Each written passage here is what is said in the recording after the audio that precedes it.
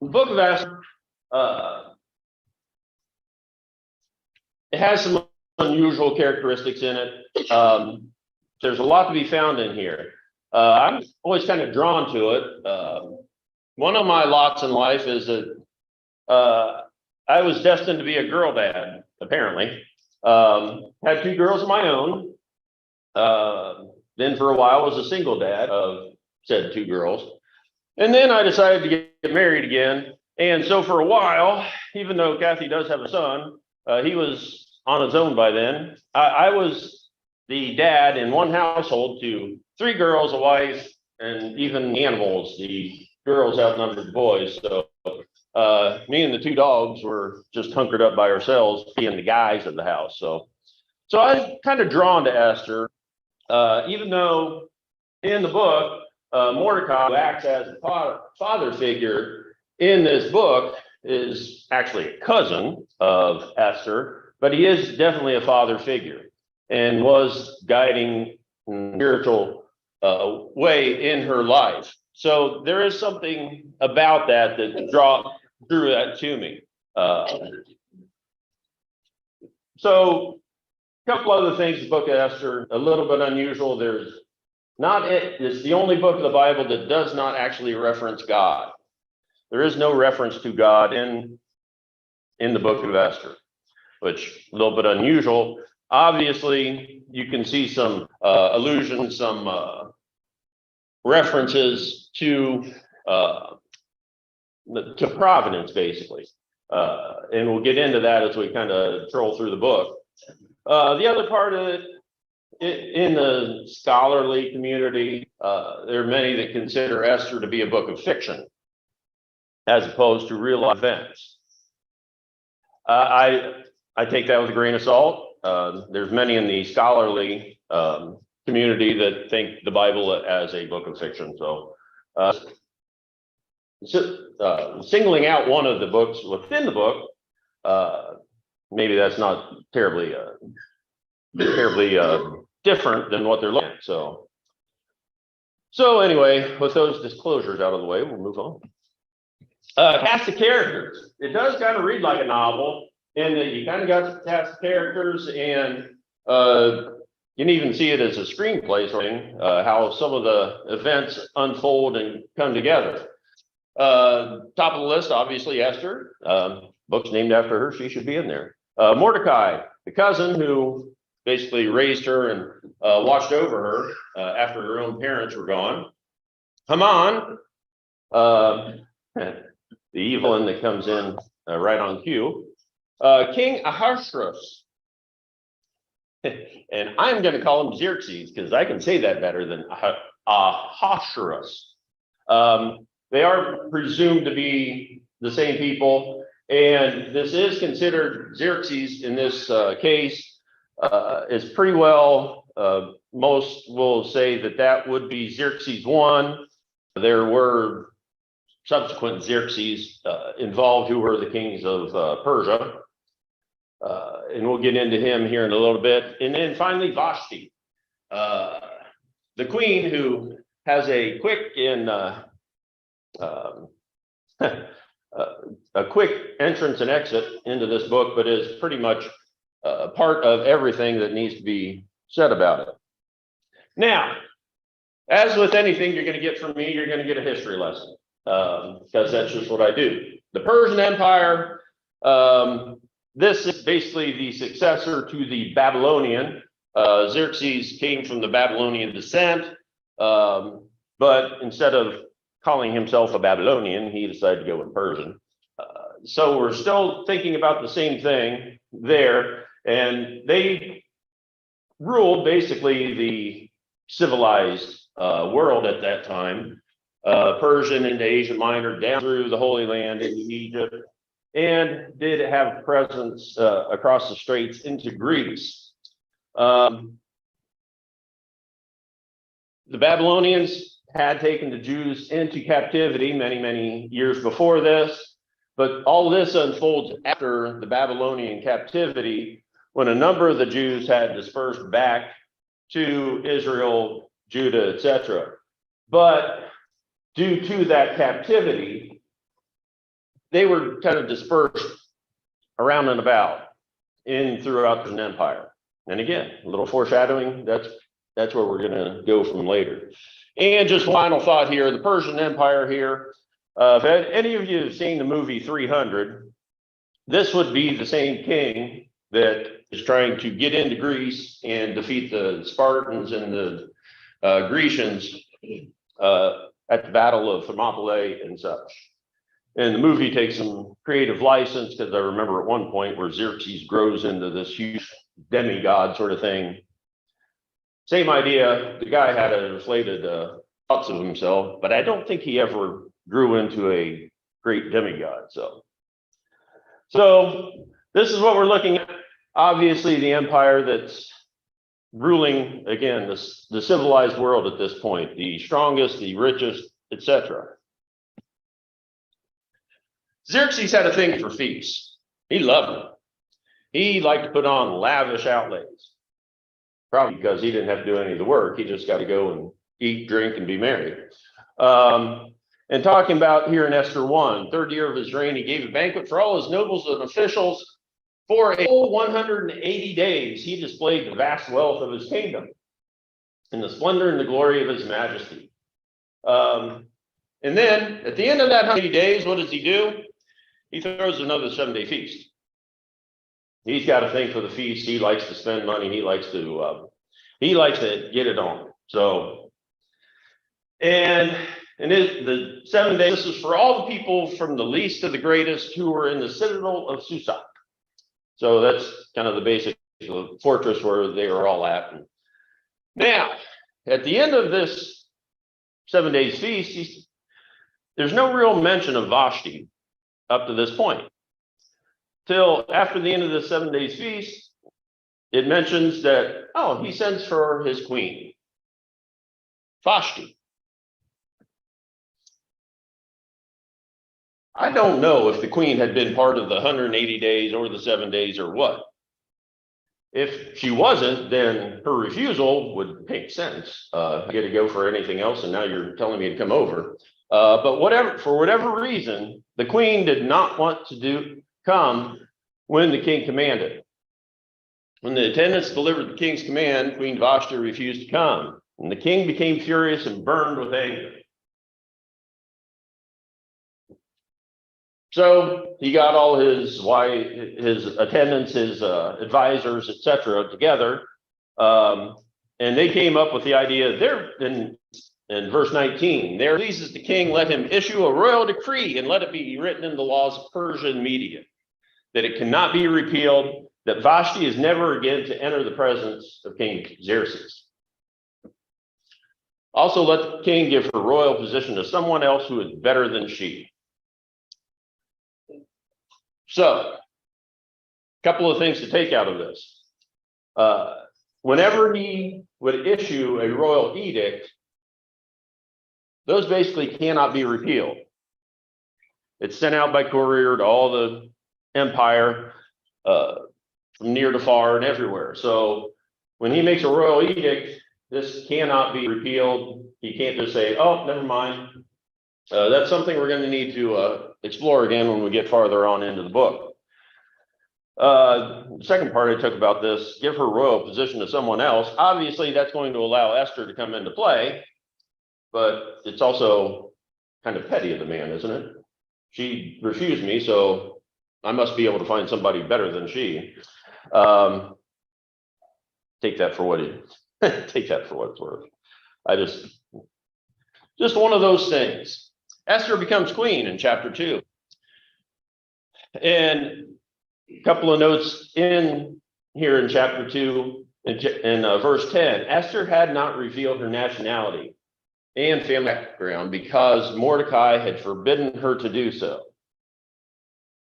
He knew that if she identified herself as a Jew, that she would not be considered to be queen.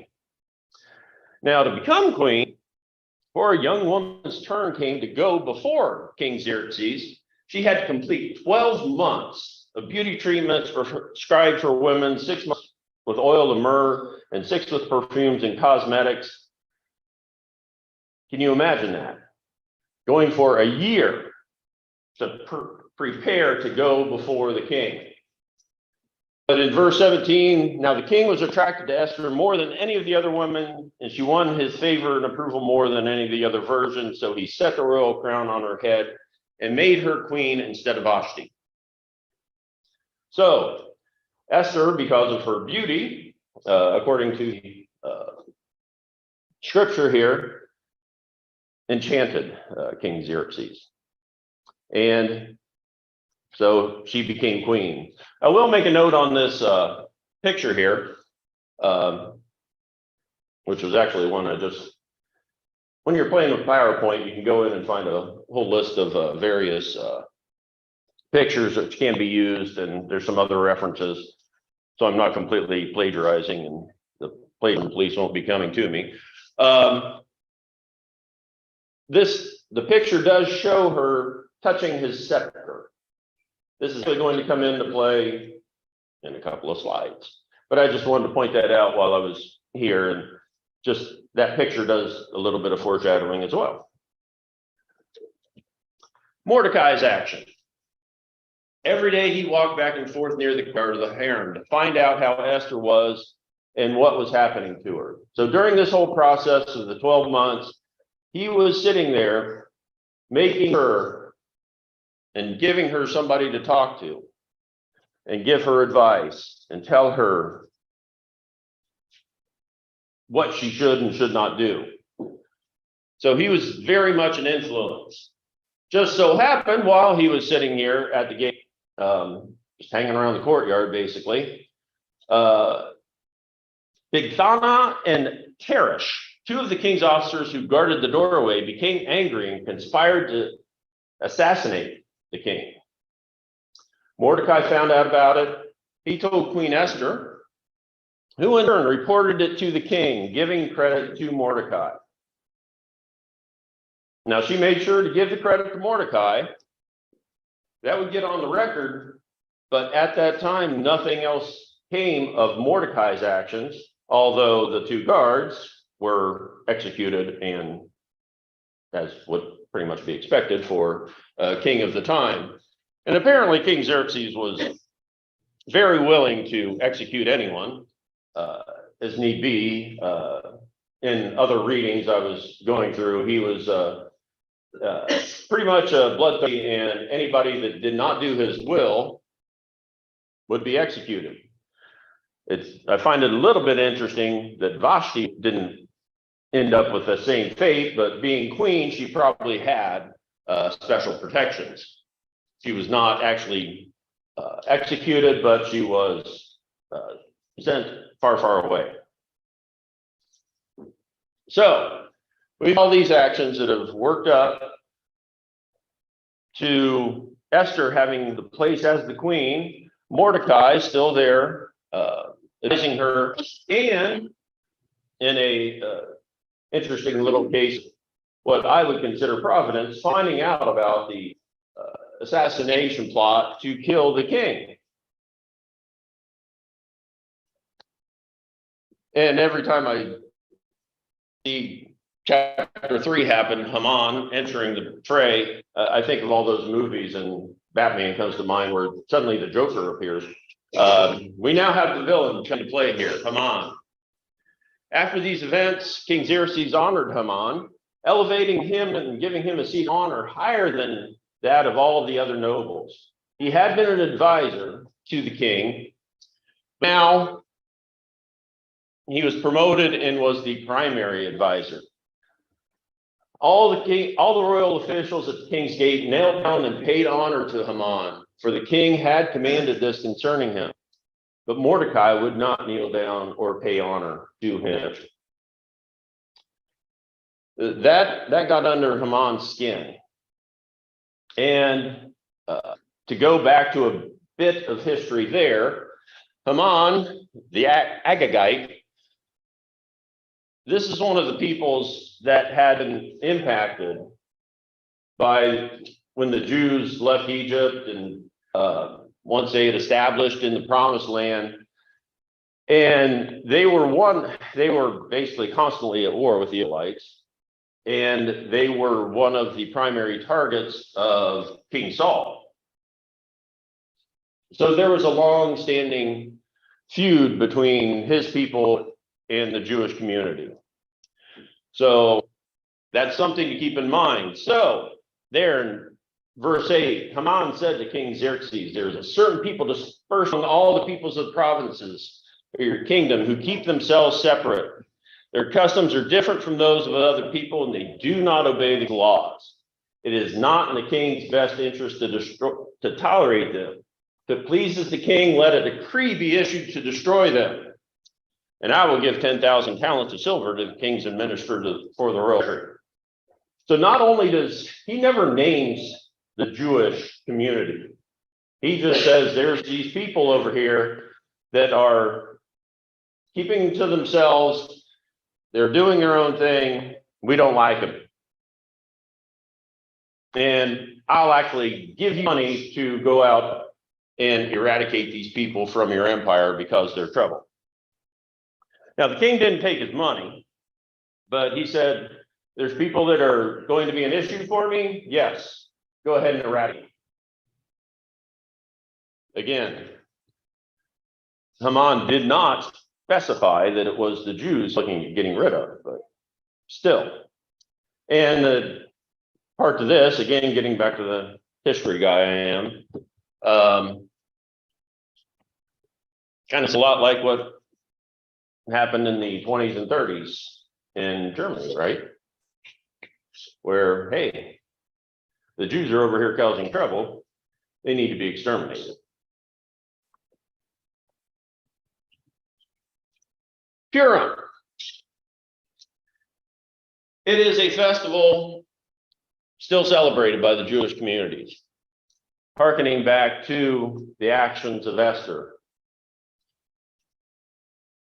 And there in verse 7, 12th year of King Xerxes, the first month of Nisan, the pure, that is the lot, was cast in the presence of Haman to select in a day and month that they were going to go exterminate the Jews. And I just throw that out there because pure, that's just basically mean they're casting lots. They're throwing dice to decide what month, what day this is going to happen. So it wasn't actually a strategic decision. It was just, hey, whatever it happens to be, that's when we're gonna do it.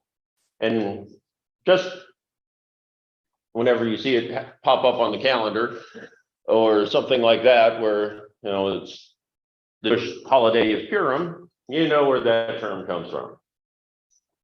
Dispatches were sent by the couriers to all the king's provinces with the order to destroy, kill, and annihilate all the Jews, young and old, women and children, on a single day of the 13th day of the 12th month, the month of Adar, and to plunder their goods. So not only kill them all, but anything they have, it's yours as well. Take it. The couriers went out, spurred by the king's commands, and the edict was issued in the citadel of Susa. King and Haman sat down to drink. They're happy with what they're doing. They're getting rid of some troublemakers, and Haman is eradicating a long-standing feud that he's personally had. But the city of Susa was bewildered. Again, we'll go back. The Jews at this point had dispersed a lot. There were still some here in Persia who had not gone back to the Holy Lands. Many had gone there, but they had also dispersed everywhere else in the empire. Did not appear that many other people considered them to be an issue at that point. They were not terribly united. They were just who they were, kind of doing their own thing. So that's probably why the city was bewildered by it. Everybody saw these edicts that were sent out, including basically Mordecai.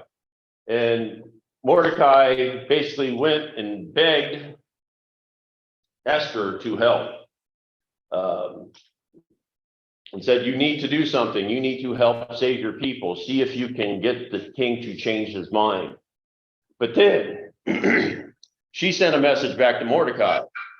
All the king's officials and people of royal provinces know that for any man or woman who approaches the king in the inner court without being summoned, the king has but one law. They will be put to death unless the king extends the gold scepter to them and spares their lives. Getting back to that picture I had before, had more room on that slide than I did on this slide, so that's why you get it in. So she had not been summoned by the king. So for her to appear in front of him risked death. When Esther's words were reported to Mordecai, he sent back this answer. Do not think that because you are in the king's house, you alone of all the Jews will escape.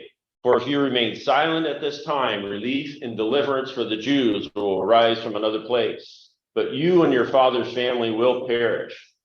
And who knows but that you have come to your royal position for such a time as this.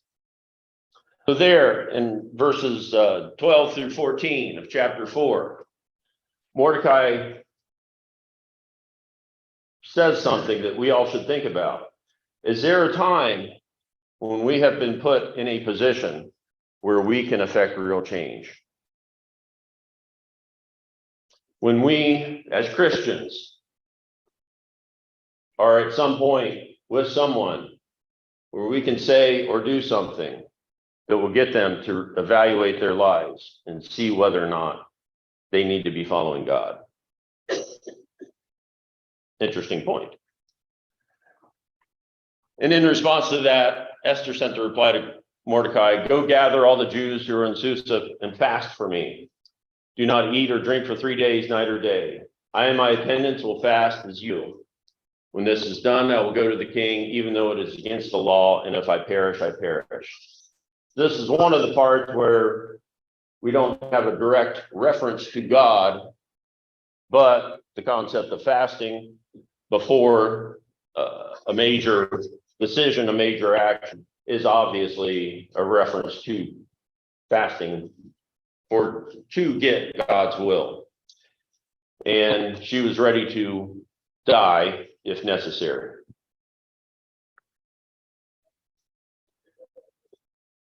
When she went,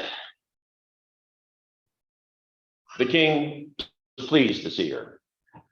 Whether or not it was just her beauty and he liked her for that, we don't know.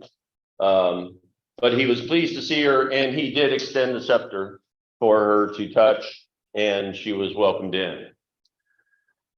And then he asked, what is it, Queen Esther? What is your request? Even up to half the kingdom it will be given to you.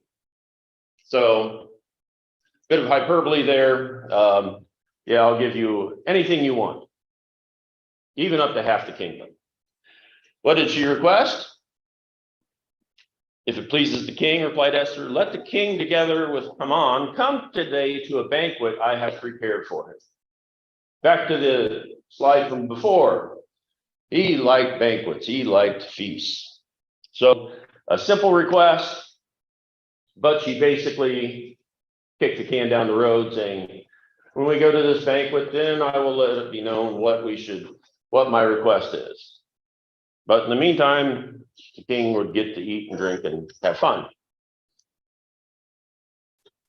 So later that day, in chapter 5, verse 7, Esther replied, at that actual banquet, my petition, my request is this. If the king regards me with favor, and if it pleases the king to grant my petition and fulfill my request, let the king and Haman come tomorrow to the banquet I will prepare for them. Then I will answer the king's question. So again, she's invited him to another feast.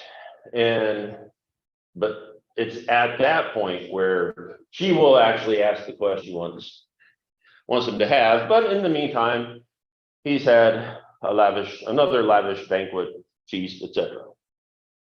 So she was obviously playing to who he was and what he liked.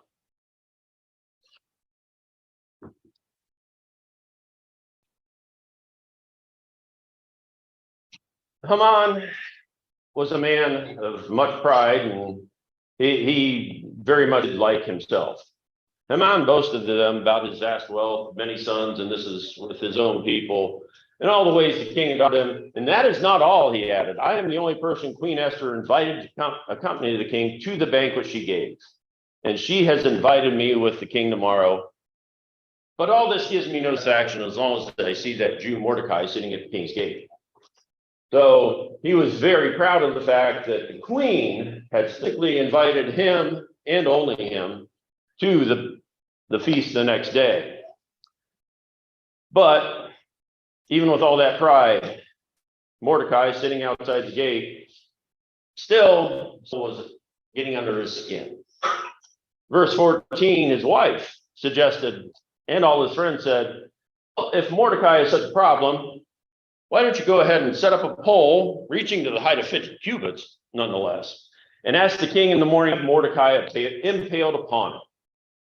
Then go to the king's banquet and enjoy yourself. So before the banquet that Esther was going to throw for the king, Haman planned to go in front of the king in the early morning and request to have Mordecai executed for not following the command to bow down before Haman. So what happens? Insomnia. For whatever reason, Xerxes could not sleep that night. Never says whether this was the problem before, but again, we also would sit here and say, is this a bit of providence coming in? That the king will not sleep. So since he could not sleep, I love this part, he ordered the book of Chronicles, the record of his reign, to be brought in and read to him. As a government employee, the idea of bringing forth government documents to read to you to go to sleep humors me a lot, because yes, they will put you if you sit there and read government documents over and over. But in the documents that were read to him, it was found there that Mordecai had exposed the plot to assassinate Xerxes. And when the king asked whether or not anything, what honor and recognition had been given to Mordecai, his advisor answered, nothing has been done for him. So suddenly the king realizes a man has not been rewarded for service to the king. So he gets up in the morning, wants to reward this man who saved his life. Haman comes in the early morning, and the king directly asked him, what should be done for the man the king delights to honor? Haman, thinking in his prideful way, who else is there the king would rather honor than me? So he answered in chapter 6, verse 8, have them bring a royal robe the king has worn, and a horse the king has ridden, one royal crest placed on his head. Let the robe and the horse be entrusted to one of the most king's noble princes. Let the robe and the man the king delights to honor, and lead him on a horse through the city streets, proclaiming before him, this is what is done for the man the king delights to honor. He was thinking that was going to be him.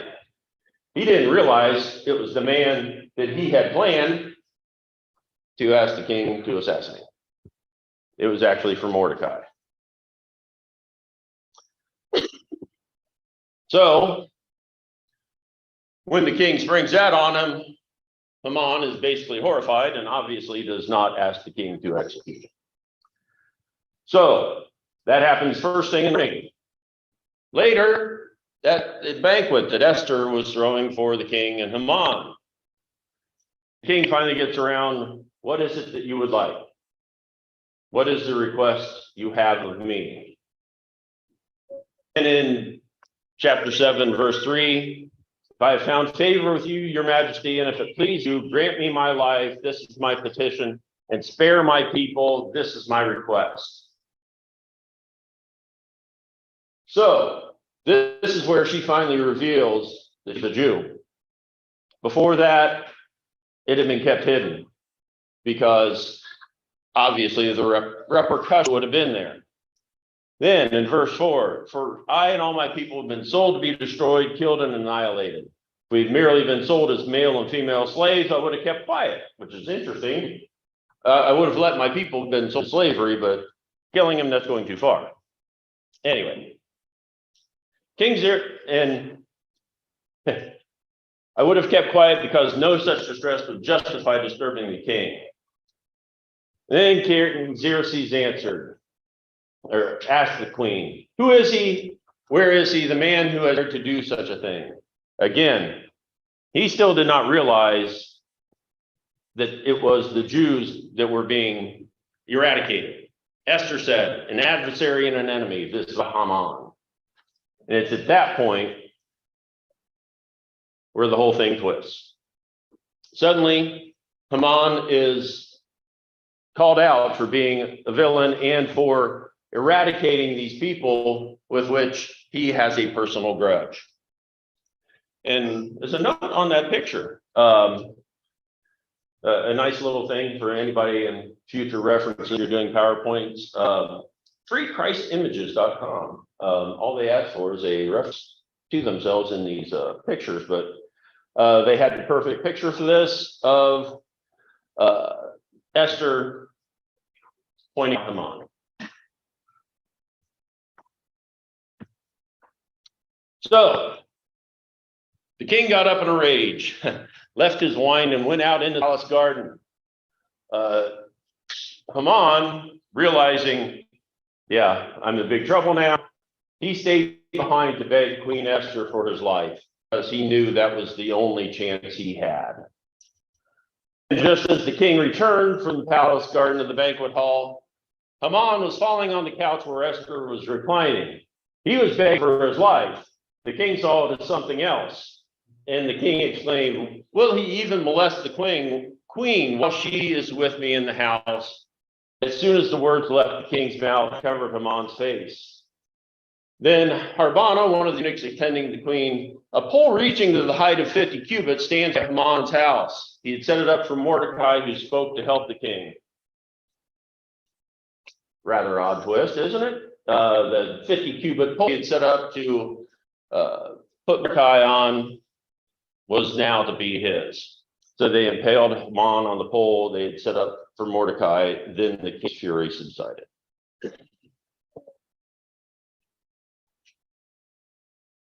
Righting a wrong in chapter 8.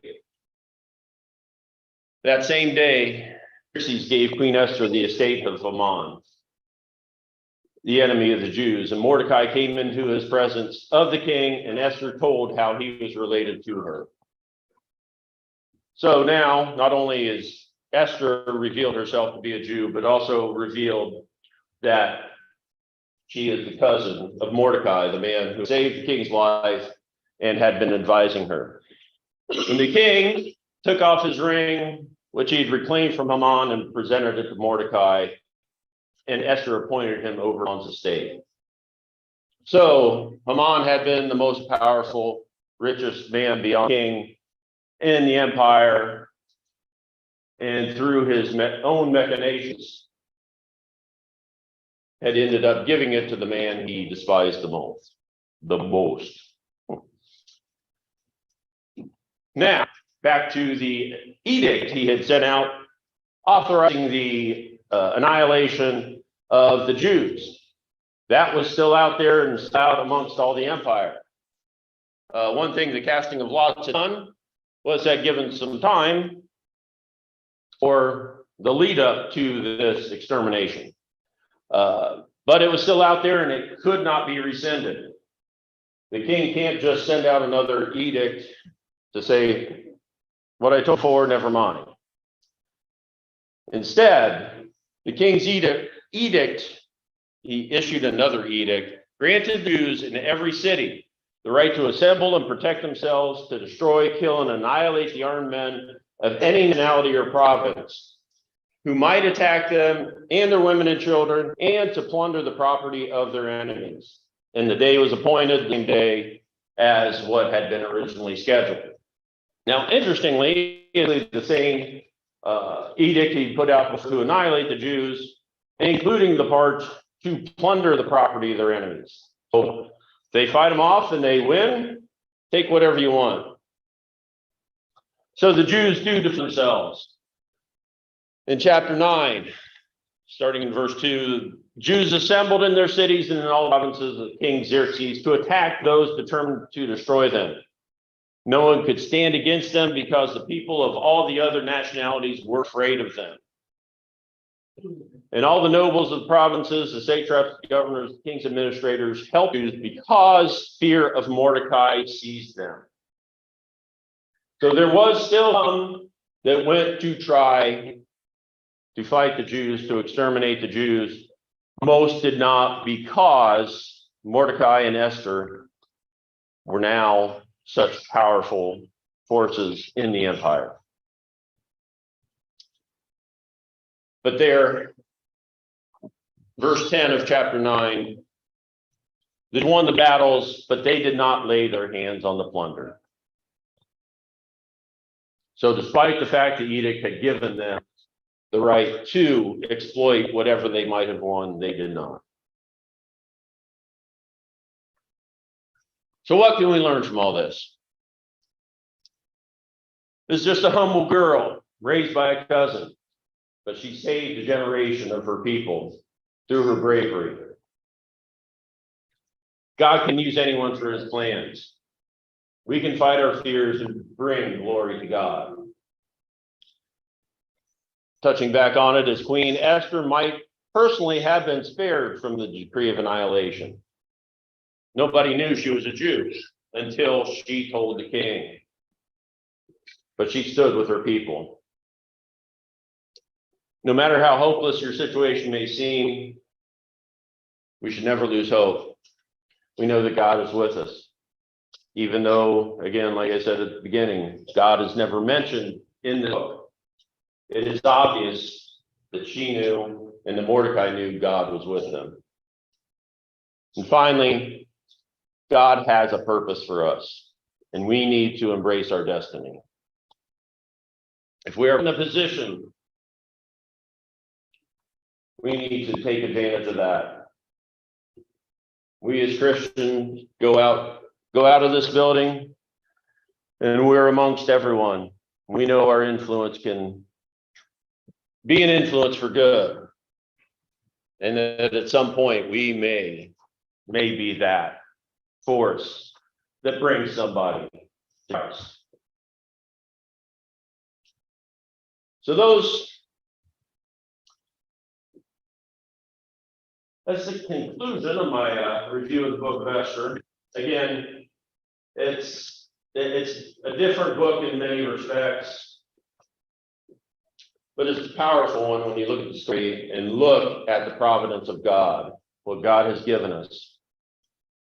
And God has given us a pathway to salvation.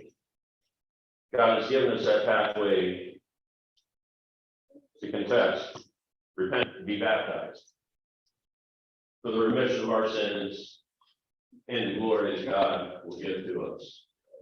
If you feel a need or anything, feel free to come forward as we stand.